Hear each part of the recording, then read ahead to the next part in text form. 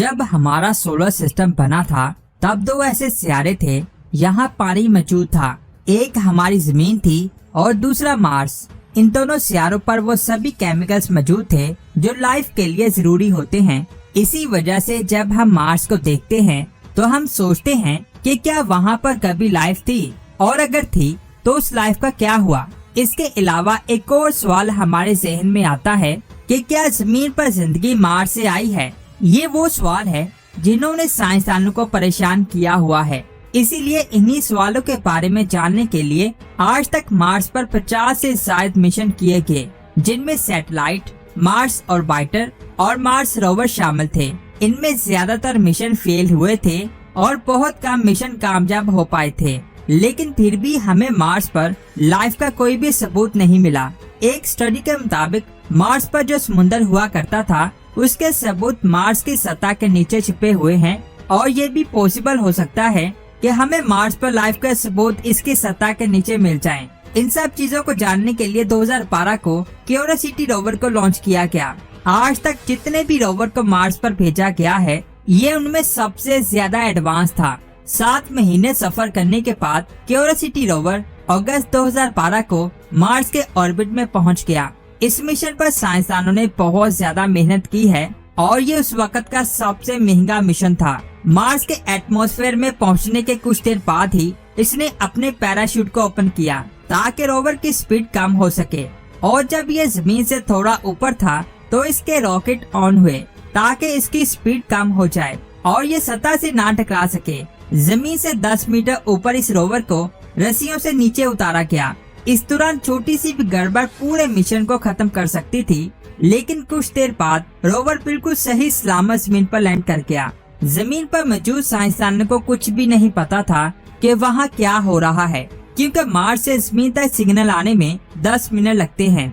और जब रोवर का पहला सिग्नल साइंसदान को मिला तो पूरी स्पेस एजेंसी में खुशी की लहर दौड़ पड़ी।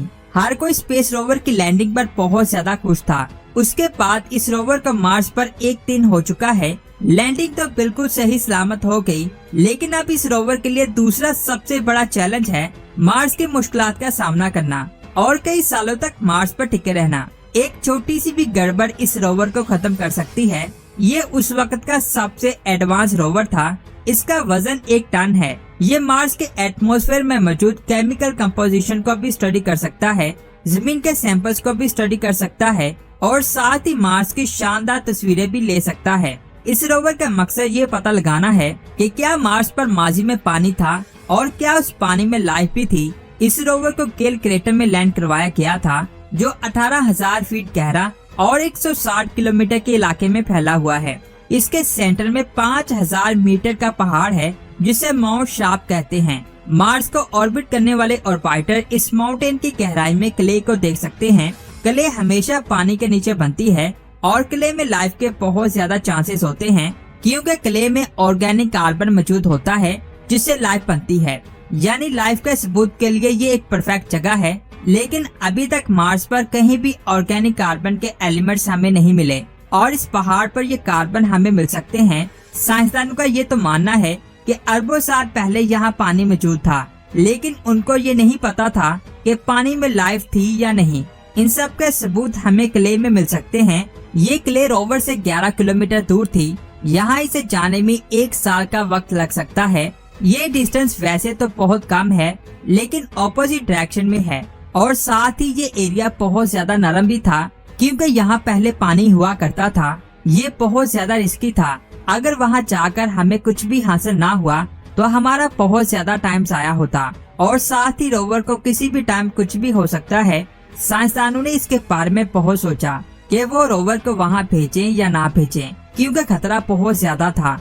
लेकिन उन्होंने उसे माउंट शार्प के बेस में भेजने का फैसला कर लिया। ये रोवर तेज रफ्तार से कुछ ही दिनों में वहाँ जा सकता था, लेकिन जैसा कि मैंने आपको बताया कि वहाँ खतरा बहुत ज्यादा था, इसलिए साइंसदानों ने इसकी रफ्तार स्लो रखी। मार्स पर भेजने से पहले इस रोवर को जमीन पर अच्छी तरह से टेस्ट किया गया था। इसको एक बहुत बड़ी बिल्डिंग से नीचे फेंका गया। इसे पत्थरों पर चलाया गया, रेगिस्तान में रेत पर चलाया गया, लेकिन इसे कुछ भी नहीं हुआ। ये बहुत ज्यादा एडवांस रोवर है, लेकिन मार्स पर एक छोटी सी भी गलती इस रोवर को खत्म कर सकती है।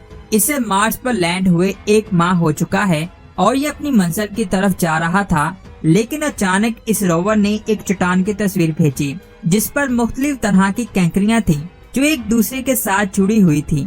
साइंसदान का कहना है कि पानी में बहुत देर तक रहने की वजह से इनकी शेप चेंज हो चुकी है, जो इस बात की तरफ पहला इशारा था कि ये रोवर बिल्कुल सही रास्ते पर है। इसके पास ये आगे बढ़ता है। थोड़ी दूर जाने पर रोवर में लगी लैब को टेस्ट करने के लिए क्यूरियोसिटी रोवर पहली बार मार्स की मिट्टी के सैंपल लेता है। इस लैब का नाम है सैम। जब मार्स पर ऑर्गेनिक को ढूंढेगा, उस सैंपल्स में साइंसदानों को ऑर्गेनिक के निशान मिले, जो इस बात की तरफ इशारा है कि वहाँ पर लाइफ मौजूद हो सकती है। लेकिन नासा की टीम को लगता है कि ऑर्गेनिक के ये निशान जमीन से भी आए हो सकते हैं, जिन्होंने उस रीडिंग को खराब कर दिया, और वह बिल्कुल सही थे। रीडिंग सही नहीं थी। इसके पार रोवर आगे बढ़ता है और इसे मार्स पर 4 महीने हो चुके हैं। इस वक्त वो येलो नाइफ बे पर पहुंच गया। शायद ये माजी में एक नदी हुआ करती थी। ये लेक क्यूरियोसिटी की लैंडिंग साइट से 450 मीटर दूर है। यहाँ पर हमें ऐसे पत्थर मिले जो पानी की वजह से फ्रैक्चर थे। उनके अंदर क्रैक्स बने हुए थे जो पानी का सबूत दे रहे थे। जब रोवर अपनी लेजर से एक वेन के टुकड़े करता है तो उससे धुआं उड़ता है, जिससे ये साफ जाहिर था कि माजी में यहाँ पानी मौजूद था और ये हमारे लिए बिल्कुल सही लोकेशन थी। अब रोवर को ड्रिल करने के लिए बिल्कुल सही जगह की जरूरत थी। उसने बहुत सारे पत्थरों में से एक पत्थर को चूज किया और इसमें ड्रिल कर दिया, और इस पत्थर में से ग्रे कलर का पाउडर बाहर आया, जिसने साइंसदानों को हैरान किया, क्योंकि मार्स पर आपको हर जगह सिर्फ और सिर्फ रेड कलर ही दिखाई देता है, जो इस बात की तरफ इशारा है कि यहाँ पर हर चीज खत्म हो चुकी है, जिसकी वजह से मार्स पर हर चीज का कलर रेड है। लेकिन पत्थर के अंदर ड्रिल करने पर इस ग्रे कलर ने साबित किया कि मार्स का अंदरूनी हिस्सा सत्ता से बिल्कुल मुख्तलिफ है और हमें जो चाहिए वो इन्हीं पत्थरों में से मिल सकता है। उन्होंने उस पाउडर को स्टडी किया तो वो हैरान हो गए, क्योंकि वहाँ काफी ज्यादा क्ले थी, लेकिन अभी भी हमें ऑर्गेनिक कार्बन नहीं मिले थे और हमें उनकी ही तलाश थी। ये सब काम सैम का था। रोवर को मार्स पर 200 दिन हो चुके हैं और इस 3 रोवर्स में से आने वाली कमांड्स को इग्नोर करने लगता है। ये चीज साइंसदानों के लिए परेशानी वाली बात थी। साइंसदानों ने उसे शट डाउन का कमांड दिया था, लेकिन वो शट डाउन नहीं हुआ। उसने तस्वीर लेना बंद कर दी, डेटा को कलेक्ट करना बंद कर दिया और भी बहुत सारी चीजें करना बंद कर दी। टीम सोचने लगी कि क्या ये मिशन फेल हो गया।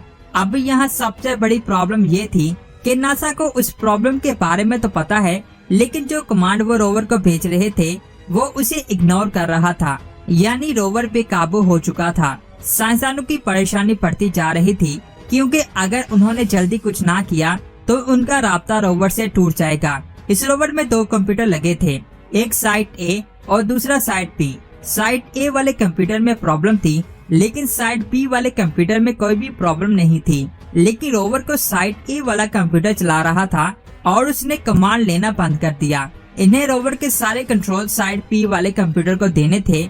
ये काम बहुत ज्यादा रिस्की था, लेकिन अगर थोड़ा और इंतजार किया तो रोवर अपना रेडियो बंद कर सकता था और उन्होंने कमांड भेज दी। रोवर से सिग्नल आना बंद हुआ। उसके पास साइंसदान उसका इंतजार करने लगे और फिर 3.5 मिनट बाद सिग्नल आ गया और रोवर ने दोबारा से कमांड लेना शुरू कर दी। एक छोटे से एरर से पूरा मिशन खतरे में आ गया था। उसके बाद उसने एक और पत्थर में ड्रिल किया। यहाँ उसे ऑर्गेनिक कार्बन के निशान तो मिले, लेकिन अब सोचने वाली बात यह है कि क्या वो मार्स के हैं या जमीन से इस रोवर के साथ यहाँ आए हैं। कुछ देर स्टडी करने के बाद पता चला कि ये कार्बन भी जमीन से आए हैं। इसके अलावा इसने येलो लेक में बहुत ज्यादा पत्थरों की स्टडी की, लेकिन किसी में भी ऑर्गेनिक कार्बन के निशान नहीं मिले। टीम का कहना है कि अगर मार्स पर लाइफ नहीं भी थी तब भी उन्हें मार्स पर ऑर्गेनिक कार्बन मिलना चाहिए, और शायद ये हमें माउंट शार्प के बेस में मौजूद किले में मिल सकते हैं। इसलिए येलो लेक को अच्छी तरह से स्टडी करने के बाद रोवर माउंट शार्प की तरफ रवाना होता है, जो अभी भी 11 किलोमीटर दूर है। रास्ता बहुत ज्यादा पत्थरों, सख्त और नरम रास्तों से भरा हुआ है, जो रोवर के टायर और उसके पार्ट्स को नुकसान पहुंचा रहे थे। एक छोटा सा हादसा रोवर को खत्म कर सकता है, लेकिन हमारे लिए ये जानना बहुत ज्यादा जरूरी है कि क्या सच में मार्स पर लाइफ थी। उसके लिए हमें ऑर्गेनिक कार्बन को ढूंढना ही पड़ेगा, जो माउंट शार्प के बेस में हमें मिल सकते हैं। लेकिन ये रोवर आहिस्ता आहिस्ता अपनी मंजिल की तरफ जा रहा है। रास्ते में इसे कुछ भी हो सकता है।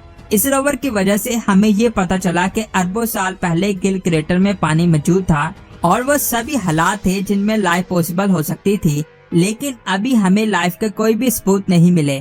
आप इसके बारे में क्या कहते हैं कमेंट्स करके जरूर बताएं। वीडियो अच्छी लगी तो लाइक करने के साथ साथ इसे आगे भी शेयर करें। मिलते हैं एक और अमेजिंग वीडियो में। अपना बहुत सारा ख्याल रखें। अल्लाह हाफिज।